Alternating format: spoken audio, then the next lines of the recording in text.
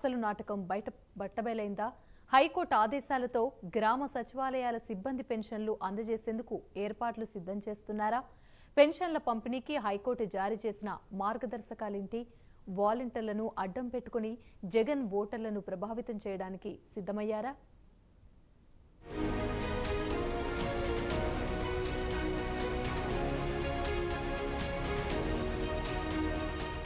రాష్ట్ర వ్యాప్తంగా పింఛన్ల కోసం అవ్వాతాతలు పడిగాపులు కాస్తున్నారు. ఇటీవల ఏపీలో వాలంటీర్లతో పెన్షన్ పంపిణీ చేయించే విషయంలో కేంద్ర ఎన్నికల సంఘం ఇచ్చిన ఉత్తర్వులు జారీ చేసిన విషయం తెలిసిందే. దీంతో రాష్ట్రంలో అధికార విపక్షాల మధ్య మాటల యుద్ధం ఓ రేంజ్లో కొనసాగుతోంది. అదే సమయంలో వాలంటీర్లతో పెన్షన్ల పంపిణీ వీలు కాకపోవడంతో పెన్షన్దారులు ఇబ్బందులు దారుణంగా ఉన్నాయి. మరోవైపు ఈసీ ఉత్తర్వులను సవాల్ చేస్తూ దాఖలైన పిటిషన్పై విచారణ జరిపిన హైకోర్టు దాన్ని కొట్టివేసింది.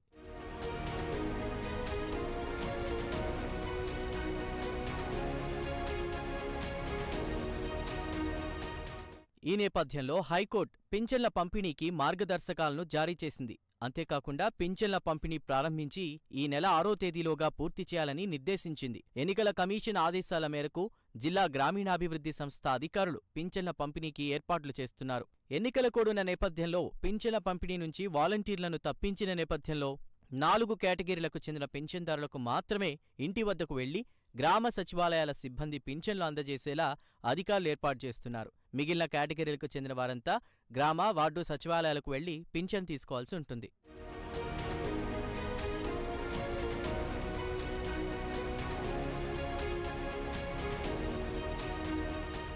అయితే ముఖ్యంగా కదల్లేని స్థితిలో ఉన్న దివ్యాంగులు, తీవ్ర అనారోగ్య సమస్యలతో మంచాన ఉన్నవారు, వీల్చైర్స్ ఆధారంగా జీవిస్తున్నవారు, సైనిక్ వెల్ఫేర్ కింద వితంతువుల ఇంటింటికి వెళ్లి పింఛన్లు పంపిణీ చేసేవారు. ప్రస్తుతం జిల్లాలో 522 వార్డు, గ్రామ సచివాలయాల పరిధిలో 650 మంది సిబ్బంది పనిచేస్తున్నారు. ఈ నేపథ్యంలో పింఛన్ల పంపిణీకి సచివాలయాలు ఉదయం 7 గంటల నుంచి రాత్రి 9 గంటల వరకు తెరిచి ఉంచాలని అధికారులు ఆదేశించారు. సచివాలయాలకు వెళ్లి పింఛన్ తీసుకునే లబ్ధిదారులు ఆధార్ కార్డు తీసుకువెళ్లాల్సి ఉంటుందని అధికారులు తెలియజేస్తున్నారు.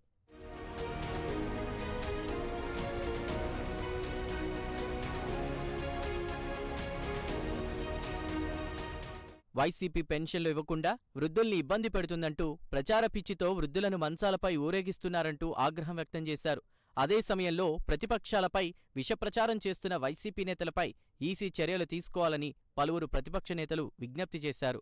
ఓట్ల కక్కుర్తితో వైసీపీ నేతలు, అధికారులు మానవత్వం లేకుండా ప్రవర్తిస్తారా అని జనసేన, టీడీపీ నాయకులు ధ్వజమెత్తారు. 9 మంది అధికారులపై ఈసీ చర్యలు తీసుకున్నా ఇంకా మార్పు రాదా అని ప్రశ్నించారు. అస్మదీయులకు ఖజానా దోచిపెట్టారని, దాంతో సచివాలయాలకు ఇంకా పెన్షన్ డబ్బు చేరలేదని ఆరోపిస్తున్నారు.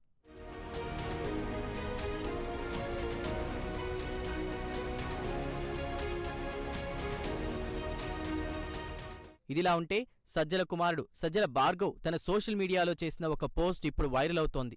1వ తేదీ వచ్చింది, పెన్షన్ ఇంటికి రాలేదు అంటూ ఒక అవ్వ వాలంటీర్ను ప్రశ్నించినట్టు, అందుకు ఆ వాలంటీర్ దీనికంతా చంద్రబాబే కారణం, మీకు ఇంటికి తెచ్చి పెన్షన్ ఇవ్వడం గిట్టక బాబే పెన్షన్ ఆపేశాడు, అర్థమైందా అంటూ ఆ వాలంటీర్ ఆ అవ్వను ప్రభావితం చేస్తున్నట్లు ఉన్న ఓ వీడియోను పోస్ట్ చేశారు భార్గవ్.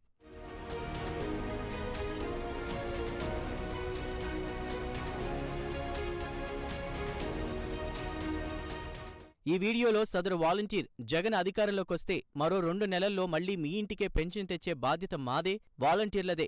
ఒకవేళ చంద్రబాబు అధికారంలోకొస్తే ఇక ప్రతి నెలా ఇలా పెన్షన్ కోసం రోడ్డెక్కాలి, తెలుసుగా మన గుర్తేంటో అది అంటూ ఇద్దరి మధ్య జరిగిన సంభాషణను పోస్ట్ చేశాడు సజ్జల కుమారుడు భార్గవ్.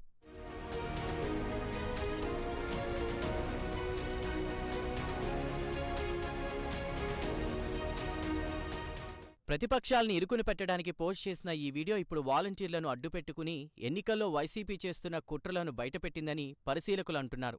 అలానే ఒక వాలంటీర్ 1 నెల పెన్షన్ ఆసరాగా చేసుకుని ఒక అవ్వను ఎలా ప్రభావితం చేస్తున్నాడో ఈ వీడియోలో స్పష్టంగా అర్థమవుతుంది. ఇలా కొన్ని వేల మంది వాలంటీర్లు రాష్ట్రమంతా కొన్ని లక్షల మంది ఓటర్లను భయపెట్టో బెదిరించో ఎలా ప్రభావితం చేయగలరో ఈ ఒక్క వీడియోతో స్పష్టమైపోయింది.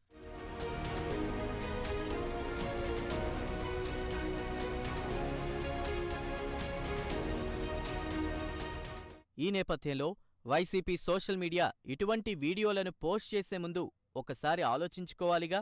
ప్రతిపక్ష పార్టీలు భయపెడుతున్నట్టే వాలంటీర్లను అడ్డుపెట్టుకుని జగన్ ఓటర్లను ప్రభావితం చేయడానికి సిద్ధపడ్డారనేది ఈ వీడియోతో తేలిపోయిందని పరిశీలకులంటున్నారు. నేను ఒంటరిని, నాకు మీరే స్టార్ క్యాంపెయినర్లు, నాకు మీడియాలు లేవు, మీ బిడ్డ మిమ్మల్నే నమ్ముకున్నాడంటూ మైకుల ముందు మేకపోతు గాంభీర్యాలు పోవడం, తెరవనక ప్రతిపక్ష పార్టీల మీద ఇటువంటి కుట్రలు పన్నడం వైసీపీకి ఆనవాయితీగా మారిపోయిందని రాజకీయ విశ్లేషకులు అంటున్నారు. చూడాలి మరి ఈ ఎన్నికల్లో వైసీపీ ప్రభావం చూపేందుకు ఎటువంటి దారుణాలకు ఒడిగడుతుందనేది.